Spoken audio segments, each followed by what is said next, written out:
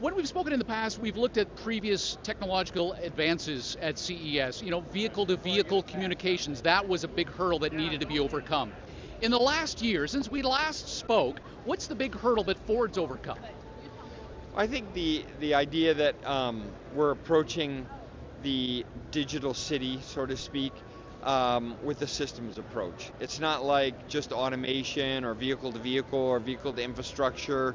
It's putting all those pieces together, because now the technology is coming to fruition. I mean, in 2021, Ford's going to have a fully automated, dedicated vehicle, but not only that, a whole business is delivering through automated vehicles, goods or people.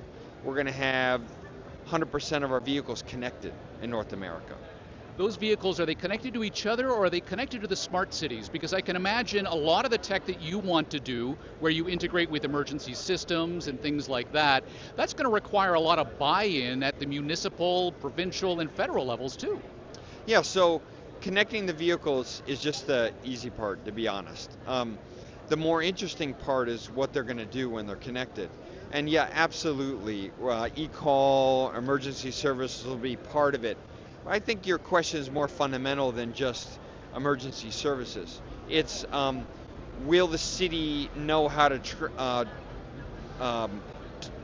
inform your navigation system on where it should go based on only the traffic now, but the traffic where during your trip, and also what's best for the city, not just for you.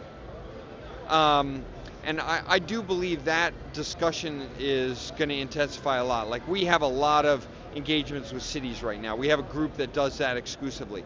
And we are so impressed with how many cities are starting to think about the system approach. With all the data coming from the vehicles and the automated fleet, they want to use that data to make better decisions, not only for people but also and goods, but also for movement and congestion.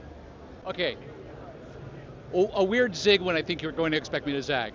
One of the most ridiculous movies I've ever seen was Hot Tub Time Machine. And then I went out and I saw the sequel. And there was a line in it where the guy of the future calls his car. And the guys from the present say, "Wow, you own a smart car?" And the response is, "No, nobody owns a car now." Holy shit! What's up, man? No.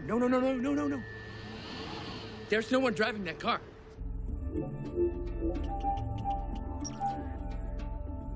Yeah, it's a smart car.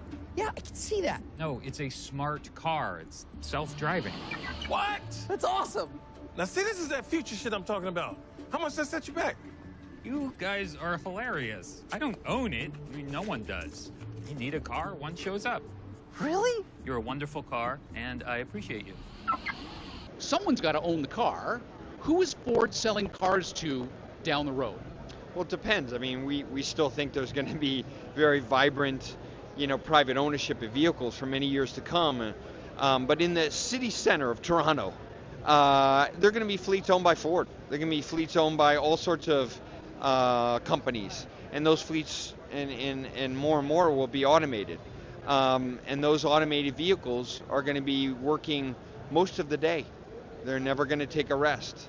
And for us, we are going to have what we think is a compelling system, because it's not just about delivering people through an automated vehicle, it's also delivering goods and integrating with the city.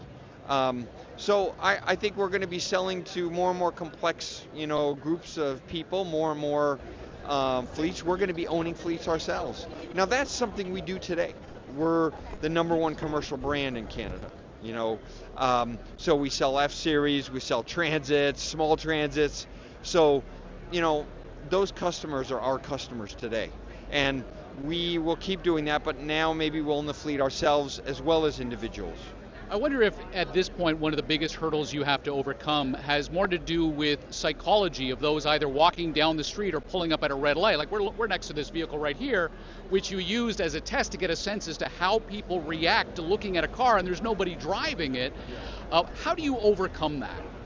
Well, it's kind of it's a very interesting question, because you go to a place like Pittsburgh where the Ford Argo AI is there, and other companies have been testing in parts of Pittsburgh, autonomous vehicles for like a couple years. So people don't even care there. Like they are totally used to a car with a driver who's not manipulating the controls, or even no driver.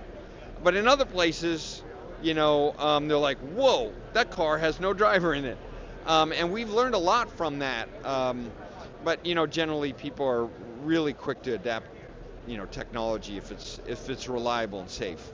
So if I am in an autonomous vehicle, I suppose if I don't have to worry about doing the driving, what am I going to do? You guys have a relationship, of course, with BlackBerry, and BlackBerry is critical in the center console. I guess infotainment's going to be that much bigger for Ford, and what I'm going to do if I'm not keeping my eyes on the road. Well, I think, for ride hailing, which is only part of it, I mean, we really believe that moving goods, just like moving people, that's like a really big part of the automated platform that we're building. So let's talk about moving people. I mean, people are going to do what they do today. They're going to watch Netflix. They're going to do work. They're going to do all sorts of crazy stuff. And someday in the future, we may have AVs that are specific to whatever they want to do. Maybe it's exercising. I don't know. But I think it's going to give everyone more time. It's our most precious thing is our time. But I think that's really exciting. But how you're connected is going to be more and more important. For example, if you're in that autonomous vehicle and you only get the connectivity you do on the sidewalk, well, that's not great. So people are going to be looking for these automated vehicles to have upgraded connectivity in them because they're going to want to watch their Netflix. So I'm curious, because you've come back to the whole idea of fleet management and specifically using this to deliver products from point A to point B, in 2021, how many fleet vehicles are you going to sell versus personal autonomous vehicles? So no, we think most of it is going to be fleet autonomous vehicles. The kind of road to partial automation, level 2, level 3, that's going to continue. All companies, Ford will have all sorts of great choices. We've been on that road for many years. City stop, automated parking. You could find that in all sorts of Fords in Canada.